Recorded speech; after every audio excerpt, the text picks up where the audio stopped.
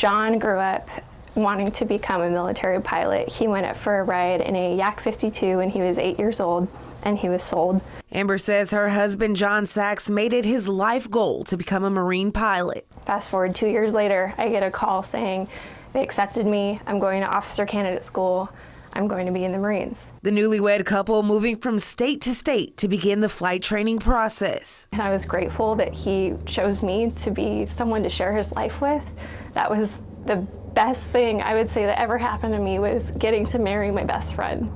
And getting to see him on this journey and moving around with him and getting to see him love what he did. In 2022, Sachs became a member of the Purple Foxes. The very first time he was able to give us a tour of that squadron, and the first time he was able to put his Purple Fox patches on, that's that photo of him sitting on the back of the Osprey. That smile was genuine. It was huge. He couldn't contain it. We had just found out that we had our other daughter on the way.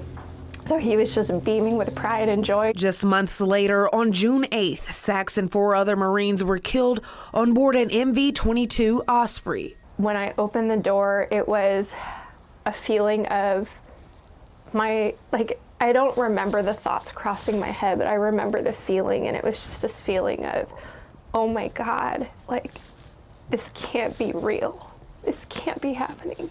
It would be over a year before Sachs and the other families learned what happened.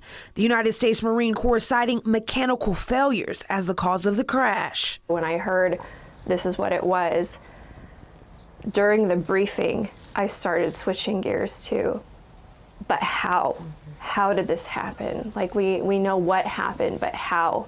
Amber, along with the 4 other families, are now calling on the manufacturers for answers. What is the information that's missing so that the Marine Corps, the Navy, and the Air Force can all be confident in the future that these crashes are not going to happen again? Amber left picking up the pieces and staying strong for her 2 little girls. He's very much woven into every area of our lives, and how much we love him, and to continue to love him, and that won't ever, ever go away.